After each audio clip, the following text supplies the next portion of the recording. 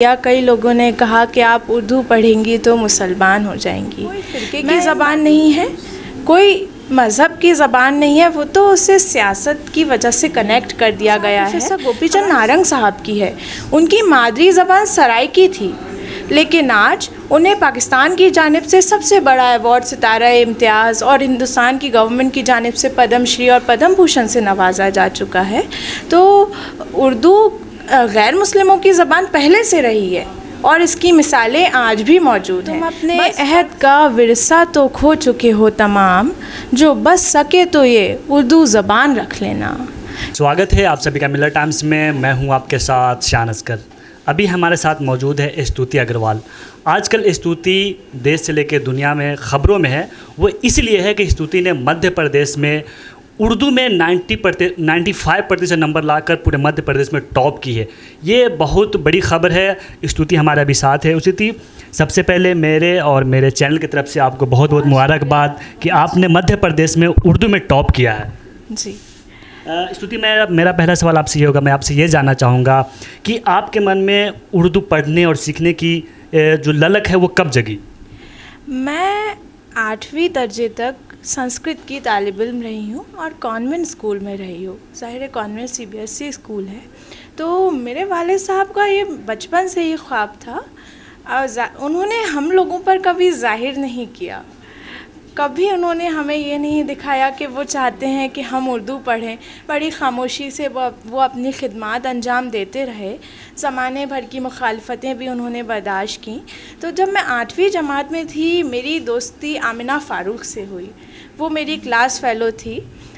उसकी वालदा से मैंने 1.5 महीने उर्दू सीखी है। वो मेरी पहली टीचर हैं, तो उन्होंने मुझे अलिफ बे पे ते सिखाया है। इसके बाद सिरोंजी साहब ने मुझे 6 महीने तक उर्दू लिखना पढ़ना सिखाया और मैं मुकम्मल तौर पर उर्दू सीख गई। मुकम्मल ये भी नहीं कहूँगी क्योंकि मुकम्मल कोई सीख ही नहीं सकता, हर कोई एक तालिब इल्म है, लेकिन इतने कम वक्त में मुझे जो कुछ भी हासिल हुआ है उसके लिए मैं खुदा का शुक्र अदा करती हूँ, अपने असातिज़ा का, अपने वालिदैन का, और क्या कह सकती हूँ। स्थिति, आप मुझे ये बताइए, जब आप उर्दू सीख रहे हैं तो जो हमारा समाज है वो कहीं ना कहीं ये टारगेट करता है कि आप हिंदू समाज चाहते हैं, उर्दू तो मुसलमानों की लैंग्वेज है, इस तरह से वो बोलते हैं। तो आपके साथ क्या चैलेंजेस था उस समय? चैलेंज, जैसा कि मैं कह चुकी हूँ कि चैलेंजेस मेरे वालिद साहब पहले फेस कर चुके थे। तो चैलेंजेस जब किसी के, मैं आपका पूछना चाहिए, आपके साथ क्या चैलेंज? अब मेरे साथ भी लोगों ने बहुत गलत बर्ताव किया। कई लोगों ने कहा कि आप उर्दू पढ़ेंगी तो मुसलमान हो जाएंगी। मैं इन बातों को दोहराना भी नहीं चाहती हूँ, क्योंकि जब आपको कोई सराहता है, कोई आपको दुआएं देता है, तो ये सब बातें पसे पर्दा हो जाती हैं। तो उर्दू कोई फ़िरके की ज़बान नहीं है, कोई मज़हब की ज़बान नहीं है, वो तो उसे सियासत की वजह से कनेक्ट कर दिया गया है। हमारे सामने एक मिसाल प्रोफेसर गोपी चंद नारंग साहब की है, उनकी मादरी ज़बान सराइकी थी, लेकिन आज उन्हें पाकिस्तान की जानिब से सबसे बड़ा अवार्ड सितारा इम्तियाज़ और हिंदुस्तान की गवर्नमेंट की जानिब से पद्म श्री और पद्म भूषण से नवाजा जा चुका है। तो उर्दू गैर मुस्लिमों की ज़बान पहले से रही है और इसकी मिसालें आज भी मौजूद हैं। बस फ़र्क सिर्फ इतना है कि वो कम होती जा रही हैं और होंगी, इंशाअल्लाह उर्दू वाले भी होंगे और फिर से उर्दू ज़बान जैसी पहले थी वैसी ही हो जाएगी। स्तुति, आप मुझे ये बताएं, जब आप उर्दू सीख रहे थे तो क्या आप उम्मीद कर रहे थे कि जब मैं 12वीं की एग्ज़ाम दूंगी तो मैं मध्य प्रदेश में उर्दू में सबसे ज़्यादा नंबर लेकर आऊँगी और टॉप भी करूँगी? ये आपके पास, ये आप एक्सपेक्टेशन कर रहे थे, क्या उम्मीद कर रहे थे आप? उम्मीद तो मैंने कुछ भी नहीं की थी, क्योंकि 12वीं की पढ़ाई करने में मुझे इतनी मुश्किलात का सामना करना पड़ा कि मैं बयान नहीं कर सकती। हम सिरोंज से ताल्लुक़ रखते हैं। सिरोंज एक छोटा सा कस्बा है, छोटा सा शहर है।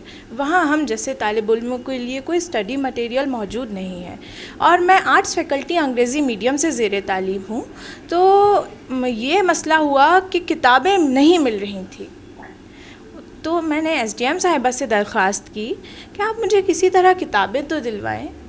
मैं आपके शहर की हूँ और आपको इतना तो मेरे लिए करना ही होगा। जब उन्होंने मेरा शौक़ देखा तो इम्तहानों से 3 महीने पहले किताबें दिलाई, और आप यकीन नहीं करेंगे, मैंने उर्दू को सिर्फ 15 दिन दिए हैं। 15 दिन भी मैं दिन रात नहीं कहूँगी, 15 दिनों में भी मैंने एक दिन में 6 घंटे निकाल लिए होंगे, 8 घंटे। मैंने उर्दू 12वीं में पढ़ी ही नहीं।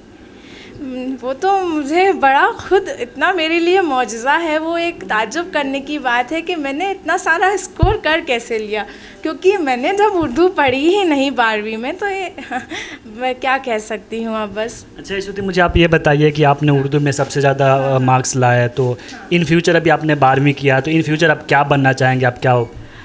मैं टीचिंग लाइन में ही जाना चाहती हूँ, क्योंकि कहा जाता है एक टीचर का ही दर्जा सबसे बुलंद होता है, वही शागिर्द पैदा करता है, वही नस्ल को आगे बढ़ाता है। तो मैं भी टीचिंग लाइन में ही जाना चाहती हूँ। देखिए अब जो खुदा बेहतर समझता है आगे वही होगा। स्तुति, मैं आपसे आखिरी सवाल ये जानना चाहूँगा कि जो हमारे दर्शक है, चाहे वो हिंदू हो चाहे मुसलमान हो, अगर उनको उर्दू से मोहब्बत है, अगर वो उर्दू सीखना चाहते हैं, तो उनके लिए आप क्या मैसेज, क्या संदेश देना चाहेंगे? अगर वो उर्दू सीखना चाहते हैं तो सिर्फ एक शेर कहूँगी, तुम अपने अहद का विरसा तो खो चुके हो तमाम, तुम अपने अहद का विरसा तो खो चुके हो तमाम, जो बस सके तो ये उर्दू ज़बान रख लेना।